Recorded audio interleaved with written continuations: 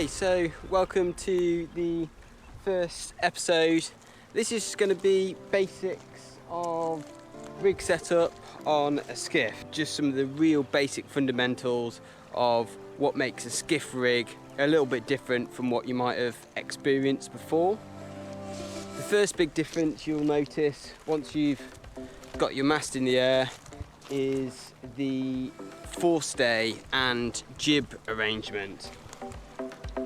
So on most skiffs you have a solid thick wire forestay, and this is because this wire is designed to take the rig tension load.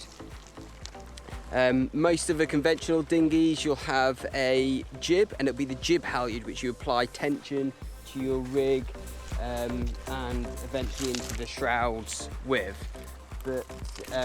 But on a skiff we actually use the forestay. Most conventional boats, the forestay is just to hold the mast up when it's ashore.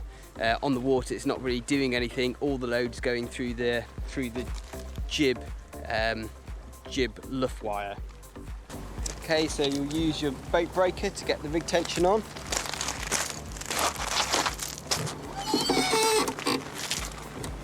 Get a huge amount of tension into the wires with this.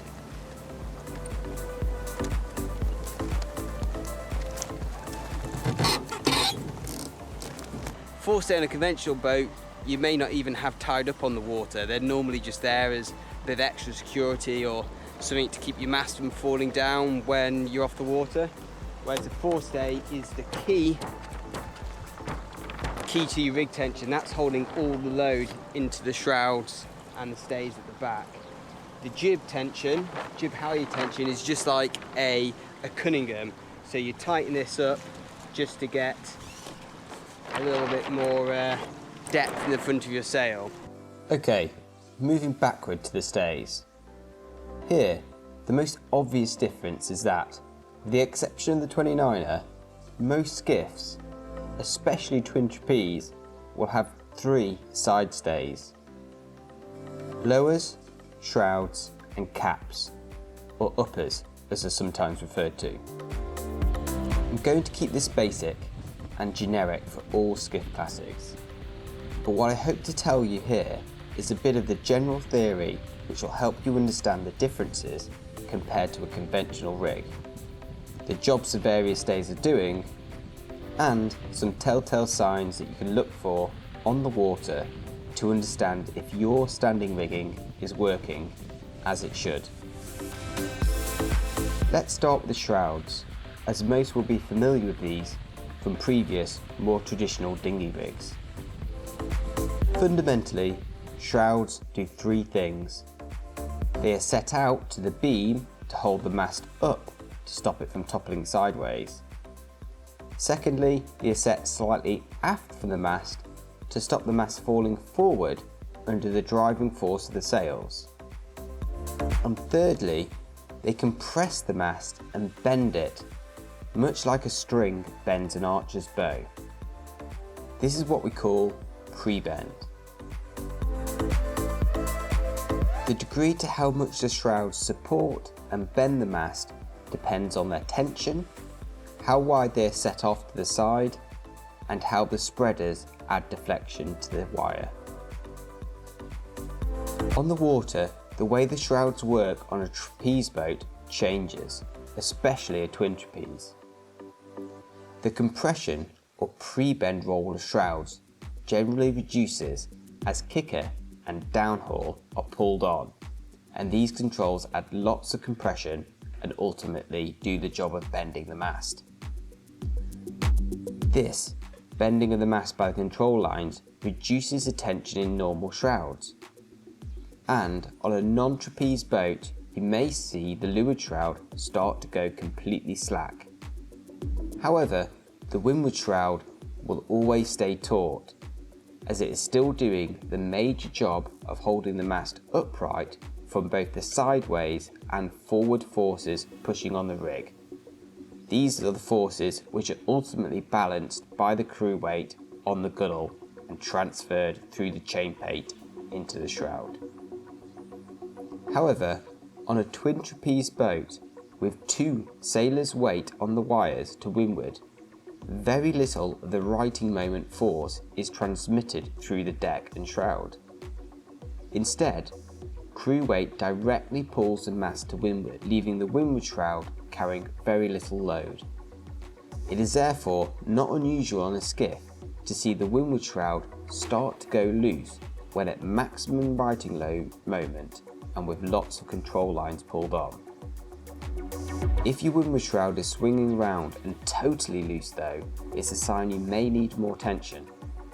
However, if it never goes even slightly slack, then that's a sign your rig tension is compressing and bending your mast more than you possibly require, and you could gain more power from reducing your shroud tension and allowing the mast to sit a bit straighter with slightly less pre-bend. Okay, the next stay is the lowers.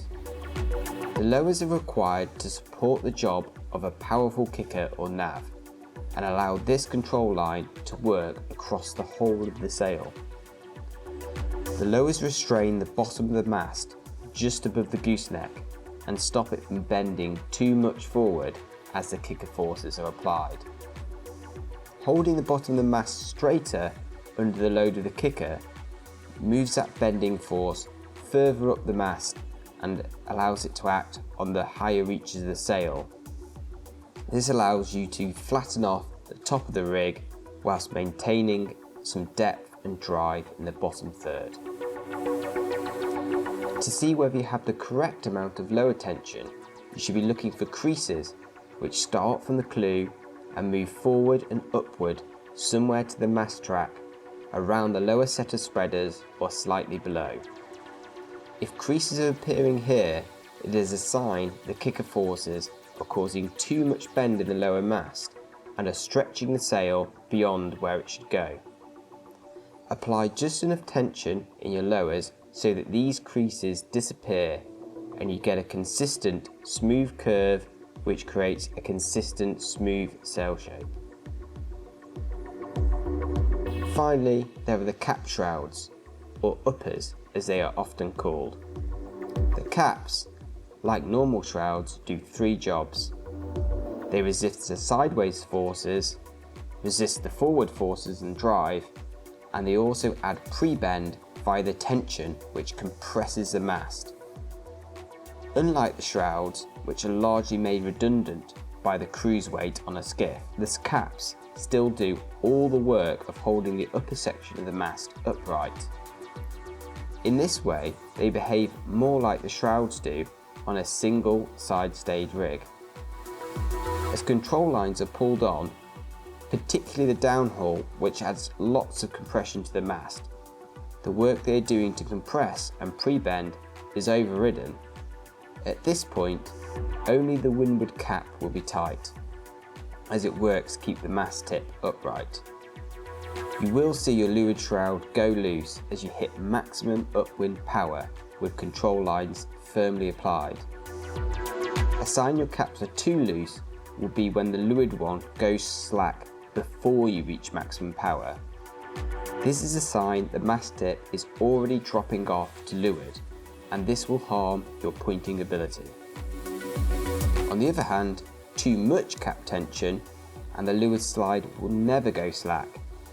Here you'll be losing power in the upper sail by adding too much compression and pre-bend to the top of the mast, which will flatten that part of the sail, and this can be especially harmful in light to medium winds.